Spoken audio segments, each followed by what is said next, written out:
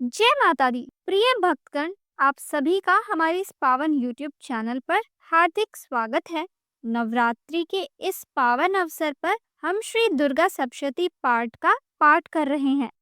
पिछले अध्याय में हमने जाना कि किस प्रकार महिषासुर ने स्वर्ग पर अधिकार कर लिया और देवताओं को पराजित कर दिया। अब दूसरे अध्याय में हम जानेंगे कि कैसे देवताओं की करुण पुकार पर माँ आदिशक्ति प्रकट होती है। यह अध्याय देवी महात्म्य का एक अत्यंत महत्वपूर्ण भाग है, जिसमें माता के दिव्य स्वरूप, उनके तेज और महिषासुर के अत्याचारों के विरुद्ध उनके प्रकट होने की कथा का वर्णन किया गया है। यह कथा न केवल हमें माता रानी की शक्ति का अनुभव कराती है, बल्कि यह भी सिखाती है कि जब जब अधर्म और अन्याय बढ़ता है, तब तब देवी शक्ति स्वयं प्रकट होकर धर्म की स्थापना करती है। आइए अब करते हैं दूसरा अध्याय आरंभ। ऋषि बोले, प्राचीन काल में देवी देवता तथा दैत्यों में पूरे 100 वर्ष युद्ध होता रहा। उस समय दैत्यों का स्वामी महिषासुर था एवं देवताओं का इंद्र था। उस संग्राम में देवताओं की सेना महाबली दैत्यों से हार गई। तब सभी देवताओं को जीतकर महिषासुर इंद्र बन बैठा। तब हारकर सभी देवता ब्रह्मा जी को अग्रणी बनाकर वहां गए जहां विष्णु तथा शंकर विराज रहे थे। वहां पर देवताओं ने महिषासुर के सभी उपद्रव एवं अपने पराभव आदि का पूरा पूरा वृतांत कह सुनाया। उन्होंने कहा कि महिषासुर ने तो सूर्य, अग्नि, पवन, चंद्रमा, यम तथा वरुण इत्यादि अन्य सभी देवताओं के अधिकार छीन लिए हैं। स्वयं ही सबका अधिष्ठाता बन बैठा है। उसने सभी देवताओं को स्वर्ग से निकाल दिया। महिषासुर महादुरात्मा है, उसके वध का कोई उपाय कीजिए। इस प्रकार मधुसूदन तथा महादेव जी ने देवताओं के वचन सुने तो क्रोध से उनकी बोहें तन गई। तब भगवान विष्णु के मुख से एक महान तेज प्रकट हुआ। इसी प्रकार ब्रह्मा तथा शंकर के मुख से तेज प्रकट हुआ। दूसरे इंद्र आदि देवताओं के शरीर से भी महान तेज प्रकट हो आया। सभी तेज मिलकर एक हो गए। वह तेज पुनः इतना उग्र था जैसे कि जलता हुआ पहाड़ हो। देवताओं ने देखा कि उसकी ज्वालाएं सभी दिशाओं में फैल रही है। जब वह एक हुआ तो नारी के रूप में आ गया।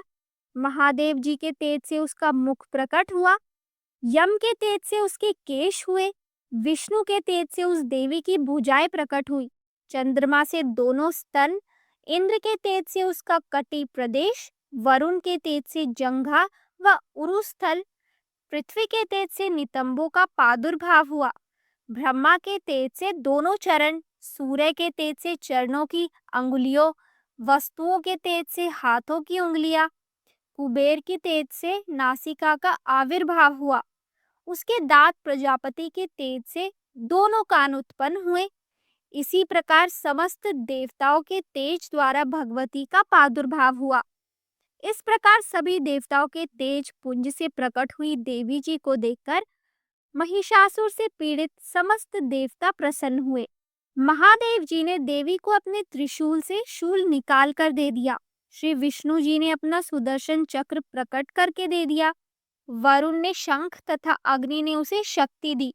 मारुत ने उन्हें धनुष दिया और बाणों से भरपूर 2 तरकस दे दिए। देवराज इंद्र ने अपने वज्र से वज्र पैदा करके दिया। फिर सहस्त्र नेत्र इंद्र ने ऐरावत हाथी से घंटा दिया। यमराज ने कालदंड से दंड प्रदान किया। सागरपति ने रुद्राक्ष माला अर्पित की। ब्रह्मा ने कमंडलू भेंट किया। सूर्य ने भगवती के भी रोम कूपों में अपनी किरणें प्रदान की। काल ने तलवार और उत्तम ढाल अर्पण की। क्षीर सागर ने हार तथा कभी न पुराने होने वाले 2 वस्त्र भेंट किए।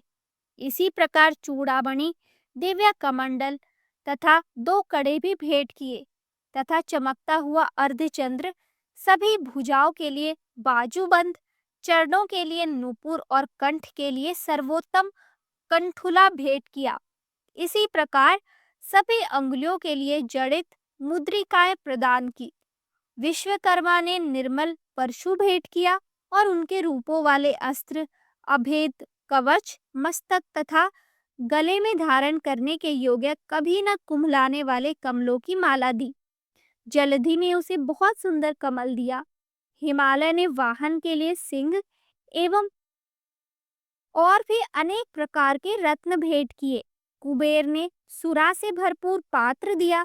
सभी नागों के स्वामी एवं सारे देवताओं ने भी भूषण एवं आयुधों के द्वारा देवी जी का सत्कार किया।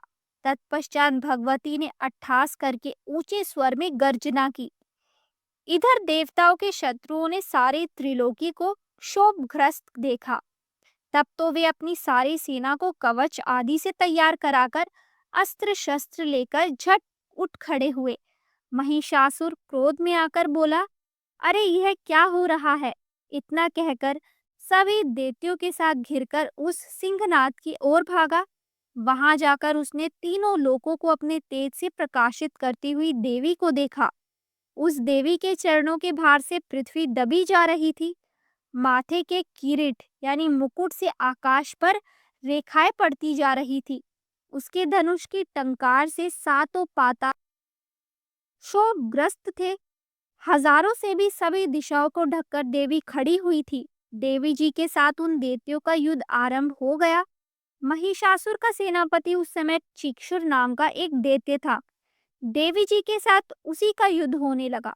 इसी प्रकार अन्य दैत्यों को यथा चतुरंगिनी सेना को साथ लेकर चामर भी युद्ध होने लगा। 60,000 रथियों को साथ लेकर उदर्क महादैत्य भी युद्ध में प्रवृत्त हो गया। महाहनु दैत्य 5 करोड़ों रथियों के साथ युद्ध में आ गया। 60 लाख रथियों से आवृत वाशकाल दैत्य युद्ध में उतर पड़ा। पारिवारित दैत्य हाथी एवं घोड़े के अनेकों सवारों के समूह से घिरा हुआ रथियों को साथ देवी जी के साथ युद्ध करने लगा। उस रणांगण में स्वयं महिषासुर भी रथों, हाथियों एवं अश्वों की सेनाओं से घिरा खड़ा था। तोमर, भिंदीपाल, शक्ति, मूसल, परशु, पट्टिश, खंग आदि अस्त्रों से युद्ध में देवी जी के साथ युद्ध करने लगा। कुछ दैत्यों ने देवी जी पर शक्तियां छोड़ी एवं दूसरों ने पाश फेंके। तब चंडिका देवी ने अस्त्र शस्त्रों की वर्षा करके उन्हें तोड़ डाला। इधर देवी जी का वाहन सिंह भी क्रोध में आ गया।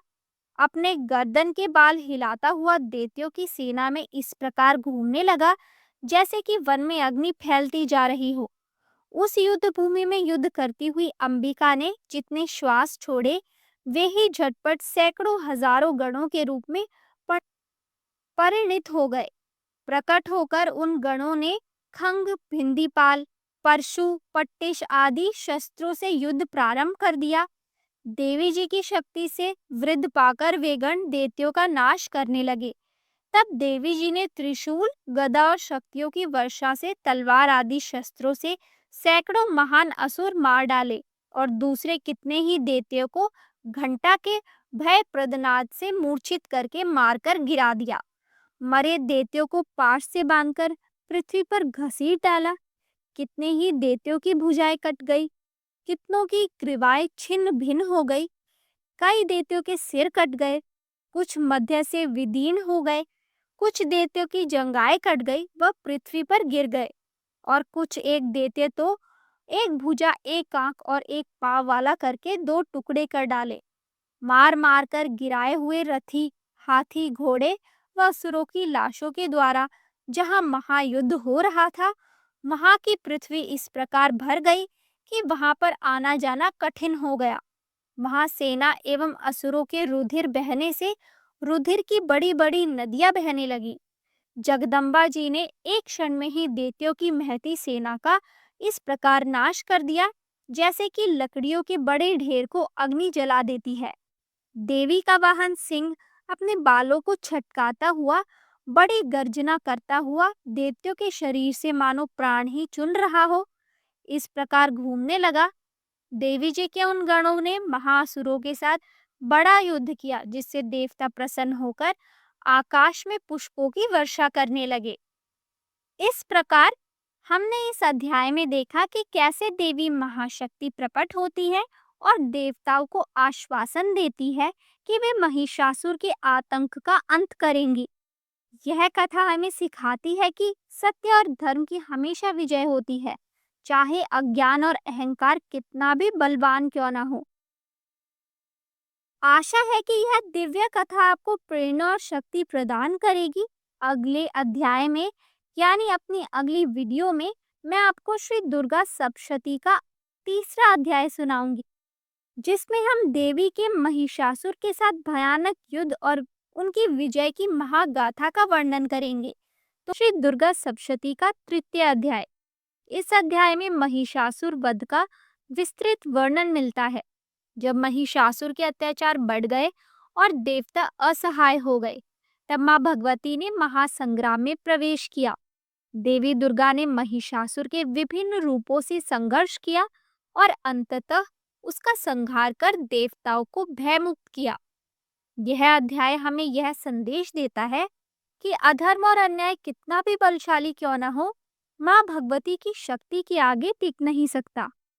अब आइए श्रद्धा भाव से श्री दुर्गा सप्तशती के तृतीय अध्याय का पाठ करें।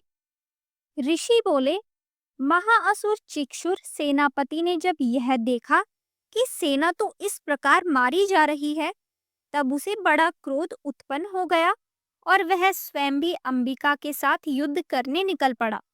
युद्ध में जाकर उसने देवी जी पर बाणों की इस प्रकार वर्षा की जैसे मेघ सुमेरु पर्वत की चोटी पर जाकर जलधारा बरसा रहा हो।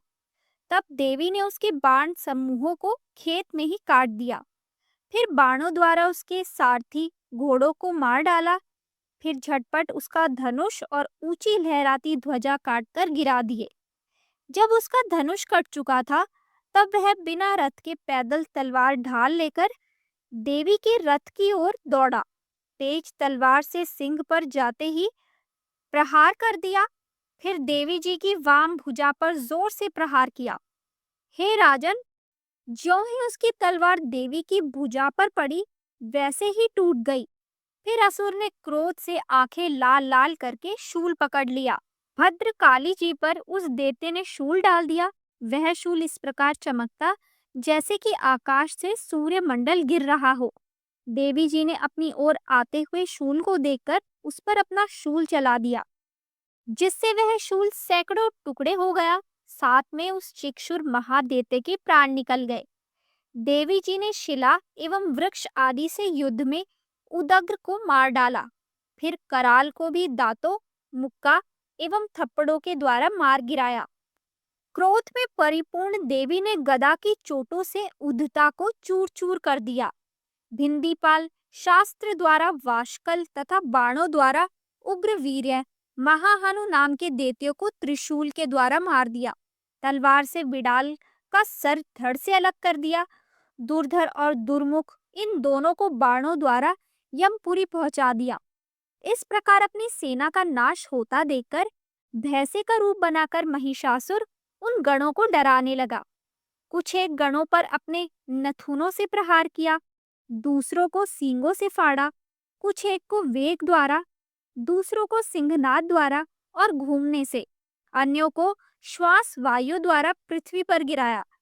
इस प्रकार गण सेना को गिराकर वह महेश सिंह की ओर झपटा। जैसे ही सिंह को मारने लगा, तब जगदम्बा को बड़ा क्रोध उत्पन्न हुआ।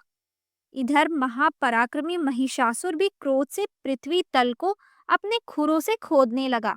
फिर सींगों से बड़े ऊंचे ऊंचे पहाड़ उठाकर फेंकने लगा। साथ में गर्जने लगा। वेग के साथ घूमने पर पृथ्वी क्षुब्ध होकर फटने लगी। उसने पूंछ से समुद्र पर प्रहार किया, जिससे क्षुब्ध होकर समुद्र पृथ्वी को चारों ओर से डुबोने लगा। चलायमान होते हुए सींग के द्वारा छिन्न भिन्न हुए बादल से टुकड़े टुकड़े हो गए। उसके श्वासों की कठोर वायु से उड़ते हुए सैकड़ों पर्वत आकाश से गिरने लगे। इस प्रकार क्रोधपूर्ण उस महादैत्य को अपनी ओर आता देखकर चंडिका उसे मारने के लिए क्रोध में आ गई। कुपित चंडिका ने उसकी ओर पाश फेंका और उसके द्वारा उस दैत्य को बांध लिया। तब तो उस महायुद्ध में बंधे उस दैत्य ने अपने महिषासुर रूप का त्याग कर दिया, झटपट सिंह के रूप में आ गया। ज्यों ही चंडिका उसका सिर काटने लगी, तब तो वह तलवार हाथ में लिए पुरुष दिखाई देने लगा। जब शीघ्रता से तलवार ढाल वाले इस पुरुष को अपने बाणों से देवी ने बीन डाला। अब वह एक बड़ा हाथी हो गया। अपनी सूंड से देवी के सिंग को खींचा, फिर गरजने लगा। उसके खींचते समय अपनी खड़ंग के द्वारा देवी ने उसकी सूंड को काट दिया। फिर वह महादैत्य भैंसे के रूप में आ गया और चराचर त्रिलोकी को सताने लगा। तो जगत माता चंडिका क्रोध में आकर फिर उत्तम मधुपान करने लगी और लाल लाल नेत्र करके हंसने लगी।